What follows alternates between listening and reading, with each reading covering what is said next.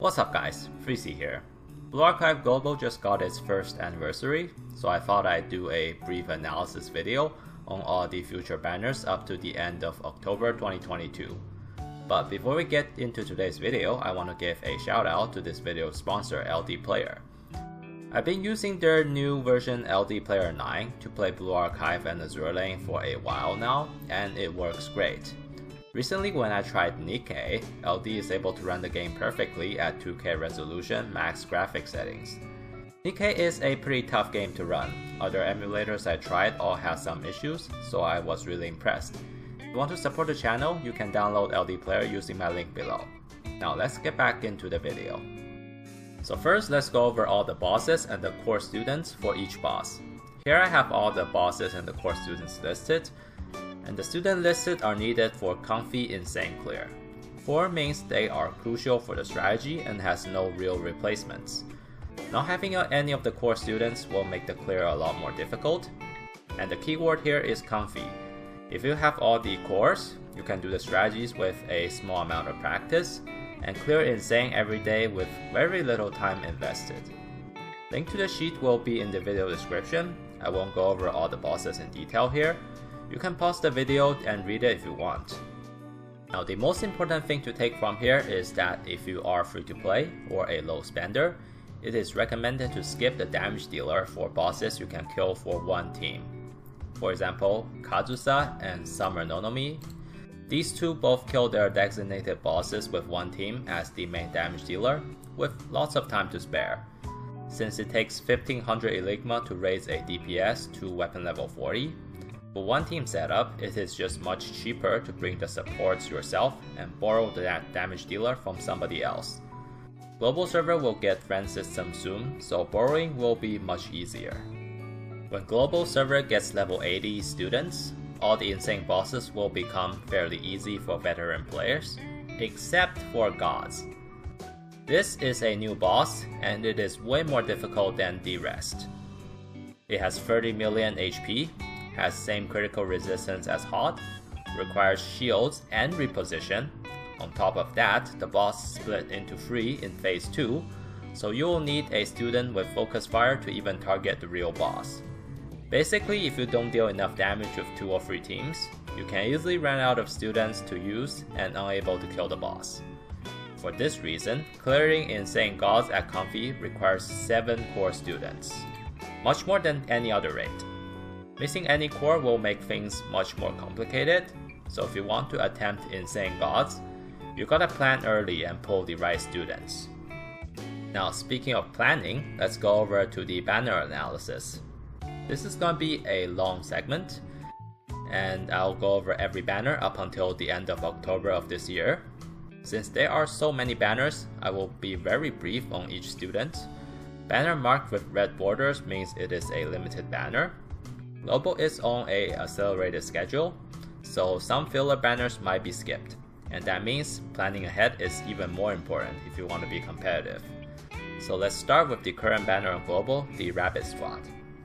So Saki is pretty much the only one worth pulling out of the first batch of the Rabbit Squad. Saki is pretty useful for Hot Phase 2 with her AoE stun, and she has really high attack, so she makes your frontline hits harder. But overall, she's pretty easily replaceable by others. Not having her is not really that big of a deal. And we have Summer Azusa coming up very soon, so whether or not to pull for her is up to you. I recommend skipping if you don't have Summer Azusa, she is a bit more important. The other 3 on the banner are easily skippable. Miyako and Miyu are both on the weaker end, and Tsurugi is farmable later, so they are easy skips. Up next, we have the Summer Event Rerun. Summer Azusa is still a top tier student. She sees play in many top tier strategies, and she's still limited, so she is very good to have. But at this point, we do have some replacements for her, and she is not super crucial in like all the strategies. So you can kind of skip her, but I still recommend pulling for her. Summer Mashio is still a god in PvP, so if you care about PvP, she is still a must-have.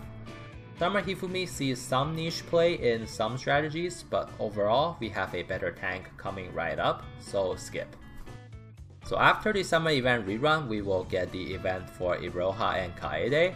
Iroha is the first must pull out of all the future banners. This student is super broken. Her tank shoots split shots with massive range and high damage. She absolutely owns PvP, can one-shot the entire enemy team, and she sees plays in many challenge stages, and she is very important for Insane Parallel raid.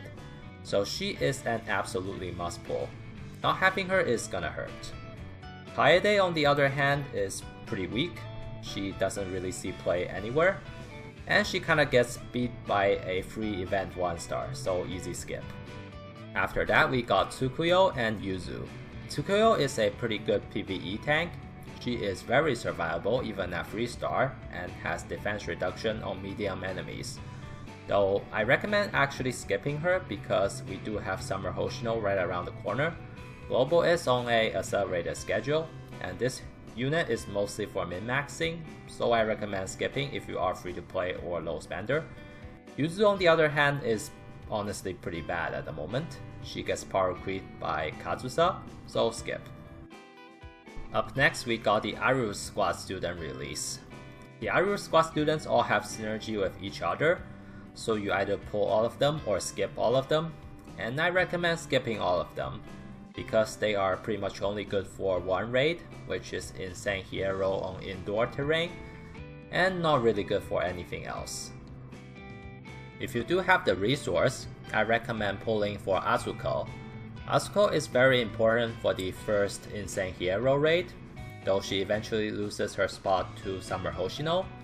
Azuko is also very strong for PvP, so if you care about PvP, she is pretty important on the defense side. The other banner is Azusa banner. She is easily farmable, so skip. Up next we got the first part of the new summer event. Summer Nonomi is actually very strong. She is one of the strongest single target red damage dealer, and she melts Kaiten and Hero on Urban. But because both of these bosses are in one team setup, you can just easily borrow her and it's not really a big deal. So if you have the resource, she is worth pulling. If not, then skipping her is also fine. Summer Wakamo on the other hand only makes Insane Hot a little bit easier, and she's not even optimal, so I recommend skipping her. After that we get 2 filler banners. Global might just skip these 2, but they are Hina and Hoshino. Both are easily farmable, so skip. And after that we get the most important banner of this year, Summer Hoshino. This unit is the most broken unit in 2022. Absolutely must pull. She provides permanent Akko level damage boost for your frontline against red armor, so she basically makes all the red armor bosses easy. This banner also has 6% drop rate on 3 stars, so it's a good chance to stock up Eligmas. I recommend dropping at least 200 pulls, and at least pull 1 dupe of Hoshino, because Summer Hoshino requires 5-star on a few bosses to survive, so 1 dupe is recommended. And right after Summer Hoshino, we get 2 more limited students, Summer Izuna and Summer Chise. Summer Izuna is highly recommended because she is a very important core for gods. She has focus fire on her EX, which is super important on phase 2, and she deals good damage while being very survivable.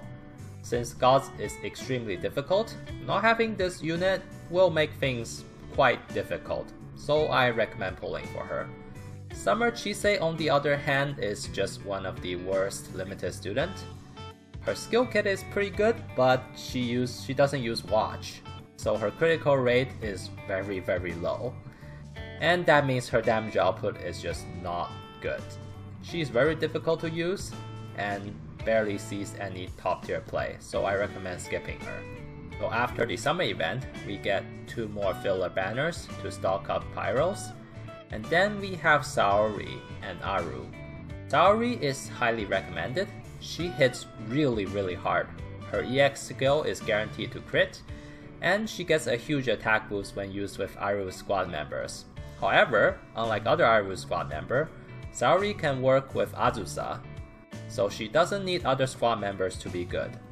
So I do recommend pulling for Saori, although skipping her is also kind of okay. Still, she is pretty good for indoor hero and will most likely be optimal in the future, so I recommend pulling for her if you have the resource. Up next, we got Moe and Kazusa. Moe is like a small upgrade over Miko Serika. She has strong AoE damage, useful but not necessary. Kazusa on the other hand is very similar to Summer Nonomi. She just deletes Insane Hot and Insane Bina on Urban. But since these two are one team setups, you can easily just borrow her and it's no big deal. So if you don't have the resource, skipping her is also okay. After that, we got Summer Rerun Part 2 with Summer Hina and Summer Iori. At this point, these two are mostly obsolete. Summer Iori do see some play at the top level, but overall pretty easily replaceable. I recommend skipping these two at this point. After the summer rerun, we get another filler banner, which Global might just skip, with Shun and Natsu. Shun is still a top tier student. She is a god in PvP, and has many useful situations with her cost boosting at the start. So if you don't have her, grabbing her is a good idea, but we don't know if Global is going to have this banner or not. Natsu on the other hand is very useful for comfy parallel clear, but honestly parallel is a fairly easy raid in comparison, so not having her is also okay. So skipping her is fine. Up next, we have the Neverland rerun with Coconut being added as the new student. She is like Koharu as a frontline healer with occasional cost reduction for the team. Her skill kit is pretty good, but it is mostly for min-maxing, so if you already have Koharu, she is easily skippable. Lowly Shun and Casual Saya are both on the weak side at the moment. Casual Saya is pretty good for outdoor chesed, but overall these two are both easy skips. Up next, we got the first part of the Halo Festival with Cheerleader Utaha and Noah being added. Both of these two are good for min-maxing and doesn't provide a lot of value for free-to-play and low spenders. Cheerleader Utaha is good for God's Phase 1, it makes you do more damage, so you clear Phase 1 a lot faster. But you only get high score, and if you just want to get by, she's not that important. Noah has focus fire and defense reduction, but Gods doesn't have any defense, so defense reduction part is pretty much useless. And focus fire, you can rely on Summer Izuna, so Noah is like a substitute. Honestly, both of these two are pretty bad to pull if you are low on resource, so I recommend skipping them unless you have a lot of resource. And after the first part of the Halo Festival, we got the rerun on the Bunny event with all 4 bunnies on banner. The real important one here is Bunny Karin. She is the core on Parallelzilla on both terrains. Though the fight is pretty lenient in terms of setup, so not having Bunny Karin is kind of okay. As long as you have Iroha, you will do just fine. But having her is highly recommended, so you should pull for her. Bunny Neru and Bunny Akane are both useful, but not super important. Lastly, Bunny Asuna, well, she looks good. Honestly, just skip her, she's not that good.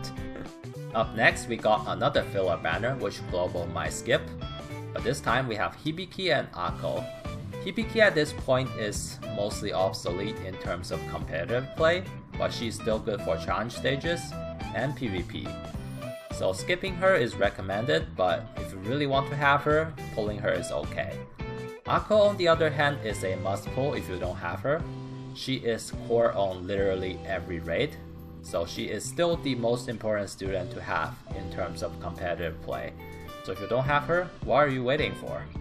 And finally, we are at the most recent banner on JP server, with Jim Yuka and Jim Mari, both are limited. Jim Yuka is the core for Gods Phase 1, and because Gods is really difficult, having Jim Yuka is highly recommended. Not having Yuka will result in a pretty large damage cut in your team 1 because she provides so much utility. She is tanky, she has the best repositioning, and she has a long duration shield, so she takes a lot of pressure off of your team. So in other words, not having Jim Yuka will make Insane Gods insanely difficult. if you want to clear insane gods, having her is pretty much mandatory. Mari, on the other hand, is another frontline healer. She heals more than Koharu, but at the cost of not being able to select where the heal goes. Honestly, she is pretty redundant. If you already have Koharu, I just don't see her being very competitive. Though, because of her armor type and her defense stats, she might be pretty strong in PvP, but we'll have to see. And that's it for this video. I've been very busy over the last few months, but I should have more time to make videos from now on. So if you have any questions or suggestions, let me know in the comment section. Thanks for watching and have a nice day.